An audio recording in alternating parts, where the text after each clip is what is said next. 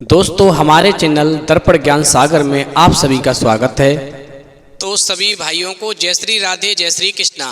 तो दोस्तों आज का प्रसंग है कि त्रिया चरित्र जाने नहीं कोई और खसम मारकर सती होई। तो वीडियो शुरू करने से पहले मेरा आप सभी से अनुरोध है, यदि आपने अभी तक हमारा चैनल सब्सक्राइब नहीं किया है तो प्लीज़ आप हमारे चैनल को अभी सब्सक्राइब अवश्य करें, क्योंकि आपका एक सब्सक्राइब हमारे लिए बहुत ही महत्व रखता है। दोस्तों ये कहावत कोई ऐसे ही नहीं बनी है, इसके पीछे एक लंबी कहानी है। इस कहावत का अर्थ है कि स्त्री का चरित्र एक अबूझ पहेली है, उसे कोई भी नहीं जान सकता है। वो जलेबी की तरह जटिल व्यक्तित्व की स्वामिनी है, जो उल्टा होते हुए भी सती सावित्री दिखने का प्रयास करती है।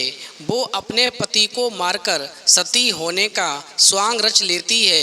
पर ध्यान रहे, ऐसा चरित्र सभी स्त्रियों का नहीं होता, कुछ स्त्रियां ही ऐसे चरित्र की मालकिन होती हैं। तो आ जाइए एक कहानी के माध्यम से समझते हैं कि इस कहावत की शुरुआत कहाँ से हुई है। दोस्तों पंपापुर नामक एक राज्य था, जहाँ पर बिलासराय नामक राजा राज्य करता था। राजा का जैसा नाम था वैसे ही उसके गुण भी थे, अर्थात वह एक बिलासी राजा था और पूरे राज्य में उस राजा का बोलबाला था। दोस्तों उसी राज्य में सुधर्मा नामक एक लकड़हारा रहता था। उसकी पत्नी का नाम सुलक्षणा था। सुधर्मा सुबह सुबह लकड़ी काटने के लिए वन में चला जाया करता था और देर शाम तक वापस लौट के आता था। अब दिन भर घर में सुलक्षणा अकेली रहती थी और बोर हो जाती थी। दोस्तों सुलक्षणा अतीव सुंदर स्त्री थी और आत्ममुग्धा नायिका की तरह अपने रूप यौवन को आईने में देख देख करके हर समय हर्षित होती रहती थी। अब शाम को सुधर्मा थका हारा आता था और खाना खा करके जल्दी सो जाया करता था। दोस्तों सुलक्षणा घर का काम निपटाने के बाद में सज संवर करके सेज पर जाती थी। दोस्तों सुलक्षणा जो थी घर का काम निपटा करके जब सज संवर करके सेज पर जाती थी, तब तक क्या होता था कि उसका पति सुधर्मा खर्राटों की दुनिया में सैर करने चला जाता था। अब बेचारी सुलक्षणा मन मसोस करके सेज पर तड़पती रह जाती थी। उसका अतृप्त यौवन खून के आंसू रोने लगता था। दोस्तों घर गृहस्थी का सारा सामान सुलक्षणा ही लाती थी। एक दिन सेठ कहीं गया हुआ था और उसकी दुकान पर उसका नौजवान पुत्र चिंतामणि बैठा था। वो सुंदर तथा बलिष्ठ था। दोस्तों सुलक्षणा उसकी जवानी पर फिदा हो गई। सेठ के बेटे चिंतामणि ने भी सुलक्षणा जैसी सुंदर और सुडौल स्त्री पहली बार देखी थी, इसीलिए वो भी सुलक्षणा की ओर आकर्षित हो गया। दोस्तों अब गौर करते हैं, दो जवां प्यासे दिल आपस में मिल गए तो अब बदन मिलना भी आवश्यक हो गया था। अब चिंतामणि ने एक मिलन स्थल भी खोज लिया। सुलक्षणा रोजाना सुधर्मा के सो जाने के बाद में चिंतामणि से मिलने जाने लगी और वो सुबह होने से वापस आ जाती थी। दोस्तों सुलक्षणा और चिंतामणि की रंग रंगेलियां जो थीं वो बेरोक टोक चलने लगीं। अब एक दिन सुधर्मा जंगल में लकड़ी काटने गया तो उसने देखा कि एक साधु बेहोश पड़ा है। अब सुधर्मा ने उस साधु पर ठंडे जल के कुछ छींटे मारे तो साधु ने आंखें खोल दी। दोस्तों सुधर्मा ने साधु को बैठाया और ठंडा जल पिलाया तो उसमें कुछ जान आ गई। अब थोड़ी देर के बाद में उसे खाना भी खिलाया तो उसके बदन में थोड़ी ताजगी आ गई और वो साधु जो था फिर चहलकदमी करने लगा। अब सुधर्मा ने उस साधु से आग्रह किया कि कुछ दिन वो उसका आतिथ्य स्वीकार करे और उसके घर जाकर के कुछ दिन ठहरे। अब तो दोस्तों सुधर्मा के आग्रह को साधु महाराज टाल नहीं सके और शाम को वे साधु महाराज सुधर्मा के साथ में उसके घर आ गए। अब तो साधु को देख करके सुलक्षणा के तन बदन में आग लग गई। उसे लगा कि अब उसकी चोरी पकड़ी जा सकती है, इसीलिए वो साधु को घर में नहीं रखने की जिद पर अड़ गई। अब तो दोस्तों सुधर्मा ने उसके सामने समर्पण करते हुए कह दिया कि साधु महाराज बस 1-2 दिन ही रहेंगे। इस पर सुलक्षणा राजी हो गई। अब रात में सबने खाना खाया और साधु के साथ में आंगन में चारपाई बिछा दी। अब दोस्तों सुधर्मा खाना खाने के तुरंत बाद ही सो गया, लेकिन सुलक्षणा की आंखों में नींद कहाँ थी, क्योंकि उसके दिल में तो चिंतामणि की सूरत बसी हुई थी। दोस्तों इस प्रकार उस स्त्री का मन उड़ करके चिंतामणि के पास चला गया था, मगर बदन जो था वो सुधर्मा के घर में ही पड़ा था। अब यौवन को मन से ज्यादा तन की जरूरत होती है। दोस्तों सुलक्षणा को अपना बदन जलता हुआ महसूस होने लगा। उस आग को बुझाने के लिए उस स्त्री को चिंतामणि के सागर की बहुत बड़ी आवश्यकता थी। दोस्तों सुलक्षणा वहां से उठी और उसने देखा कि सुधर्मा खर्राटे ले रहा है। तब वो साधु के पास गई और साधु भी चुपचाप लेटा था। दोस्तों इस प्रकार सुलक्षणा ने उस साधु को सोता हुआ जाना और फिर वो स्त्री बन सवर करके चिंतामणि से मिलने के लिए वहां से चल दी। अब साधु एक अनजान व्यक्ति के घर में ठहरा था और सुलक्षणा ने उसे बड़ी मुश्किल से घर में रहने दिया था, जबकि उसने यहाँ रहने के लिए कहा ही नहीं था।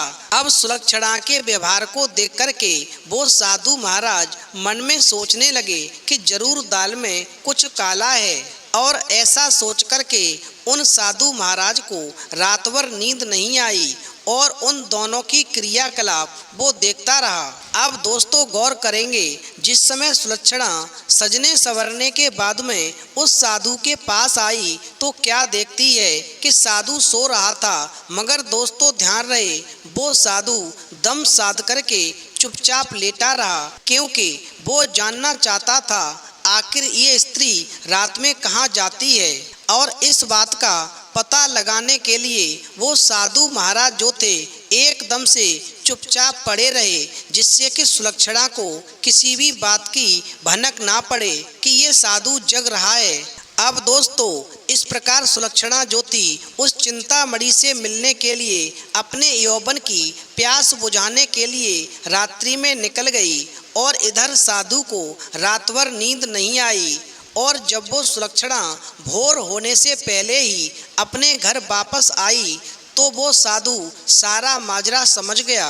अब तो दूसरा दिन हुआ तो सुधर्मा जब जंगल से लौटा तो साधु ने उसे अपनी पत्नी से सावधान रहने को कहा और ये भी कहा कि उसकी पत्नी रात को किसी से मिलने जाती है। दोस्तों इस पर सुधर्मा को सुलक्षणा पर बहुत गुस्सा आया और उसने सुलक्षणा को बहुत मारा पीटा भी। अब तो दोस्तों उस सुधर्मा नामक व्यक्ति ने अपनी पत्नी को एक खंबे से बांध दिया और चैन से सो गया। अब सुधर्मा के मकान में हरिराम नाई रहता था, जिसकी पत्नी का नाम सुशीला था। दोस्तों सुलक्षणा की तरह सुशीला भी एक चरित्रहीन स्त्री थी। उसका भी एक यार था। चूंकि दोनों एक ही नाव पर सवार थीं, इसीलिए दोनों में घनिष्ठ मित्रता थी और वो एक दूसरे की सहेली बन गई थीं। अब दोनों सहेलियां एक दूसरे के संदेश लाने ले जाने का काम भी करने लगी थीं, क्योंकि दोस्तों दोनों ही स्त्रियां एक दूसरे के प्रेमियों से भली भांति परिचित थीं। अब उस रात जब काफ़ी देर तक सुलक्षणा नहीं आई तो चिंतामणि को चिंता होने लगी। अब वो भागा भागा सुशीला के पास आया और सुलक्षणा को बुला लाने के लिए सुशीला से कहने लगा। दोस्तों वो आती भी कैसे, क्योंकि सुधर्मा ने अपनी पत्नी सुलक्षणा को एक खंबे से बांध दिया था। अब चिंतामणि के कहने पर सुशीला जो थी सुलक्षणा के घर गई तो उसे एक खंबे से बंधा पाया।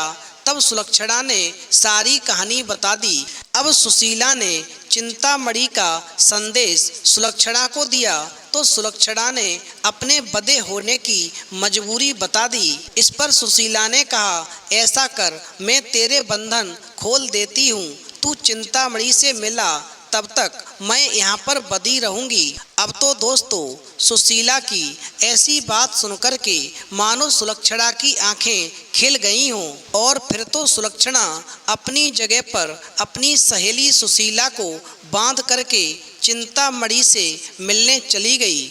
अब दोस्तों गौर करेंगे, साधु महाराज जो थे ये सब खटराग देख रहे थे और सुन भी रहे थे, मगर वे चुपचाप खाट में दम साधे पड़े रहे। उन्होंने कुछ भी नहीं कहा। अब रात में जब सुधर्मा की नींद खुली तो उसे सुलक्षणा पर थोड़ी दया आई और उसने सोचा कि उसने कुछ ज्यादा ही कठोर रूप धर लिया है, अब तो सुलक्षणा को खोल देना चाहिए। लेकिन मन ने कहा अगर वो फिर से अपने प्रेमी से मिलने चली गई तो क्या होगा। अब इस सवाल का तो उस सुधर्मा के पास में कोई जवाब नहीं था और उसने सोचा कि इस बार यदि सुलक्षणा वचन दे दे कि वो अपने प्रेमी से मिलने नहीं जाएगी तो वो उसका बंधन खोल सकता है। अब तो सुधर्मा ने जोर से आवाज लगाई कि कलंकिनी, अगर मुझे तू ये आश्वासन दे दे कि तू उससे मिलने नहीं जाएगी तो मैं सारे बंधन तेरे खोल सकता हूँ। अब दोस्तों गौर करेंगे, लेकिन वहाँ पर तो सुलक्षणा थी नहीं, क्योंकि सुलक्षणा के स्थान पर तो सुशीला बंधी हुई थी और सुशीला ने सुलक्षणा का बंधन खोल दिया था और सुलक्षणा तो अपने यार चिंतामणि से मिलने गई हुई थी। अब सुशीला ने सोचा यदि वो कुछ बोलेगी तो उसकी आवाज से सुधर्मा को पता चल जाएगा कि वो सुलक्षणा नहीं है, कोई और है, फिर तो सारा भांडा ही फूट जाएगा। इसलिए वो कुछ भी नहीं बोली और चुप रही। अब दोस्तों गौर करेंगे, इस तरह चुप रहने पर सुधर्मा को गुस्सा आ गया और उसने गुस्से में आकर के कुल्हाड़ी फेंक कर दे मारी। अब कुल्हाड़ी जो थी सीधी सुशीला की नाक पर जाकर के लगी और उसकी नाक जो थी एकदम से कट गई। अब वो सुशीला जो थी अपने अंदर ही अंदर सारा दर्द सहन कर गई, मगर उसने एक भी कराह नहीं निकलने दी। दोस्तों कुल्हाड़ी फेंककर मारने से सुधर्मा का गुस्सा थोड़ा सा ठंडा हो गया और फिर वो सुधर्मा पुनः सो गया। अब उधर सुलक्षणा जो थी अपने प्रेमी से मिलने के बाद में जल्दी ही वापस आ गई और जल्दी जल्दी सुशीला के बंधन सारे खोल दिए। तब सुशीला ने अपनी कटी हुई नाक दिखाई और सारा वाकया सुना डाला। दोस्तों सुशीला का ऐसा हाल देख करके वो सुलक्षणा जो थी एकदम से कांप उठी और सुशीला जो थी वो अपने घर को चली गई और सुलक्षणा फिर से उसी खंबे से बंधी खड़ी हो गई। अब उधर जो साधु बाबा थे वो चारपाई पर पड़े पड़े ये सारा त्रिया चरित्र देख रहे थे।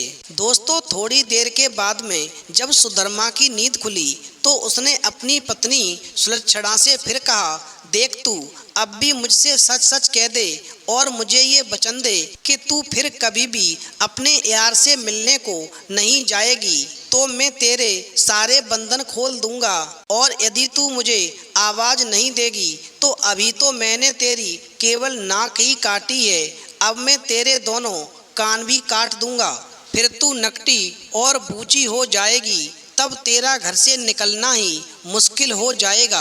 अब दोस्तों इन शब्दों को सुनकर के सुलक्षणा के षड्यंत्रकारी दिमाग में एक युक्ति आई, क्योंकि उसे पता था कि नाक उसकी नहीं सुशीला की कटी है और इस बात का पता सुधर्मा को नहीं है, अतः इस नासमझी का उसे फायदा उठाना चाहिए। तब उसने त्रिया चरित्र दिखलाते हुए नाटक करना शुरू कर दिया और जोर जोर से रोना भी शुरू कर दिया और रोते रोते बोली, तुम मर्द लोग तो बड़े बेरहम होते हो, अपनी पत्नी पर झूठा इल्जाम लगाकर उसकी नाक काट देते हो। मैं कोई उल्टा स्त्री नहीं हूँ जैसा कि तुमने मुझ पर आरोप लगाया था, मैं एक पतिव्रता स्त्री हूँ और मैं आज तुम्हें ये सिद्ध करके दिखा दूंगी कि मैं कितनी सती और नेक पतिव्रता हूँ। अब तो ऐसा कहकर के उसने आसमान की ओर देखा और भगवान को संबोधित करते हुए बोली, हे प्रभु, हे माता गौरी, समस्त देवी देवताओं, हे दसों दिशाओं, आप सभी मेरी बात ध्यान से सुनो और मेरे साथ में न्याय करो।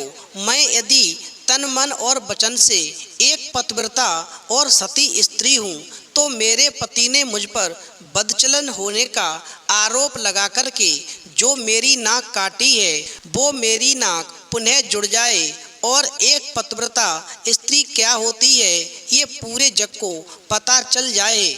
और ऐसा नाटक करने के बाद में वो सुलक्षणा जो थी ओम नमो भगवते वासुदेवाय मंत्र का जाप करने लगी। अब तो सुधर्मा जो था ये सब देख रहा था और सुन भी रहा था। अभी 3-4 बार ही मंत्र का जाप हुआ था कि सुलक्षणा चीख पड़ी कि मेरी नाक तो जुड़ गई, मेरी नाक पहले जैसी पुनः हो गई। हे भगवान, तेरा लाख लाख शुक्र है जो तूने एक पतिव्रता स्त्री की लाज रख ली और मुझ पर बदचलन होने का झूठा आरोप जो मेरे पति ने लगाया था उसे खारिज कर दिया। मैं आपका ये उपकार जिंदगी भर नहीं भूलूंगी। दोस्तों, ऐसा नाटक करते करते सुबह हो गई थी। अब तो सुधर्मा को उसकी बातों पर विश्वास नहीं हुआ, इसलिए वो उसके पास गया और उसने कहा, तू मुझे अपनी नाक दिखा, क्योंकि मैंने रात को कुल्हाड़ी से तेरी नाक काटी थी। क्या वास्तव में तेरी नाक पहले जैसी हो गई? अब तो जैसे ही सुधर्मा ने अपनी बदचलन स्त्री सुलक्षणा को जैसे ही देखा तो आश्चर्य से देखता रह गया और फिर वो अपनी गलती पर पछताने लगा। दोस्तों, उधर सुशीला ने अपने चेहरे पर एक कपड़ा इस तरह लगा लिया था कि उसके पति को उसे उसकी नाक दिखाई नहीं दे। अब सुबह होने पर नाई हरीराम जो था अपनी दुकान जाने लगा तो उसने अपनी पेटी संभाली तो उस पेटी में एक बड़ा वाला उस्तरा नहीं निकला। अब तो उस हरीराम नाई ने सुशीला से कहा कि बड़ा वाला उस्तरा ला दे। उधर सुशीला जो थी नाक कटने से पहले से चिड़ी हुई थी तो उसने अपने पति हरीराम की तरफ एक चाकू फेंक दिया और कहा, ले, ये तेरा बड़ा वाला उस्तरा है। अब तो बड़े वाले उस्तरे की जगह चाकू देख करके हरीराम नाई का पारा 7वें आसमान पर चढ़ गया और उसने अपनी पेटी खोली और एक छोटा सा उस्तरा निकाला और उसने एकदम से सुशीला की ओर फेंक करके मारा। अब दोस्तों गौर करेंगे, सुशीला की चाल कामयाब हो गई। वो यही तो चाहती थी। उसने उस्तरा हाथ में पकड़ा और जोर जोर से चिल्लाने लगी, अरे मेरी नाक काट दी, हाय मेरी नाक काट दी। अब तो उसकी आवाज सुनकर के अड़ोसी पड़ोसी आ गए। दोस्तों, लोगों ने देखा कि सुशीला की नाक वास्तव में कटी हुई है और उसके हाथ में एक छोटा उस्तरा है। अब तो सुशीला कहे जा रही थी कि उसके पति ने उसे बदचलन बता कर के बेवजह ही उसकी नाक इस उस्तरे से काट दी है। दोस्तों, लोगों ने सुशीला की बात सही मान ली और हरीराम नाई की खूब धुनाई कर दी। अब इतनी ही देर में राजा के सिपाही आ गए और हरीराम नाई को पकड़कर ले गए। दोस्तों, राजा की अदालत में मुकदमा चला तो सुशीला ने स्वयं को सती सावित्री पतिव्रता बताते हुए अपने पति पर आरोप लगाया कि उसने उसे बदचलन बता करके उसकी नाक उस तरह से काट दी है। दोस्तों, उस तरावी था, सुशीला की नाक भी कटी हुई थी। अब सुशीला की बात सुनकर के राजा मन में सोचने लगा कि उस तरावी है और सुशीला की नाक भी कटी हुई है। भला एक पत्नी अपने पति पर मिथ्या आरोप क्यों लगाएगी? अतः राजा ने हरीराम नाई को दोषी मानते हुए और मृत्यु दंड सुना दिया। अब तो इस मृत्यु दंड की चर्चा पूरे राज्य में फैल गई। दोस्तों, उधर सुधर्मा के घर में जो साधु महाराज ठहरे थे, जब उन्हें हरीराम नाई के मृत्यु दंड की बात सुनने को मिली तो एकदम से साधु महाराज विचलित हो गए, क्योंकि उन्हें उन दोनों स्त्रियों के त्रिया चरित्र का संपूर्ण ज्ञान था क्योंकि उन्होंने सारा नज़ारा अपनी आंखों से देखा था। अब दोस्तों उधर साधु महाराज सोचने लगे कि एक निर्दोष व्यक्ति हरिराम नाई अपनी जान से हाथ धोने वाला है, जबकि उसका कोई दोष नहीं है, और यदि दोष है तो उसकी पत्नी सुशीला का और सुधर्मा की पत्नी सुलक्षणा का, क्योंकि ये दोनों ही स्त्रियां पूरी तरह बदचलन हैं। रात्रि में रोजाना अपने यार से मिलने जाती हैं। फिर इन दोनों बदचलन स्त्रियों की सजा इस निर्दोष व्यक्ति को क्यों मिलनी चाहिए। अब तो ऐसा सोच कर के वो साधु महाराज जो थे राजा के पास गए और उन्होंने राजा को सारा घटनाक्रम कह सुनाया। अब राजा ने सुधर्मा और सुलक्षणा को एकदम से दरबार में बुलवाया और कड़क करके सारी बातें सच सच बताने के लिए कहा। दोस्तों राजा के डर की वजह से सुलक्षणा और सुशीला ने सारी बातें जो थी सच सच बता दी और अपने त्रिया चरित्र के सारे स्वांग को भी बता दिया। अब तो दोस्तों मामला पूरी तरह से साफ हो चुका था। दोनों स्त्रियों का अपराध सामने आ गया था और हरिराम नाई निर्दोष सिद्ध हो गया था। इस षड्यंत्र के लिए दोनों कुलटाओं को भीषण दंड दिया जाना था, लेकिन स्त्री बालक और साधु को मृत्यु दंड नहीं दिया जा सकता है।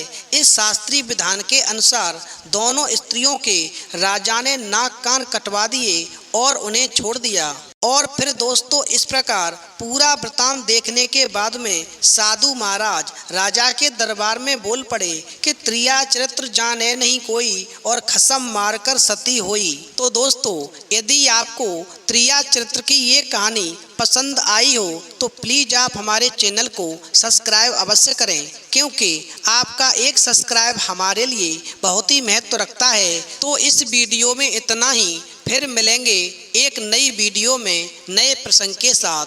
तब तक के लिए जय श्री राधे, जय श्री कृष्णा।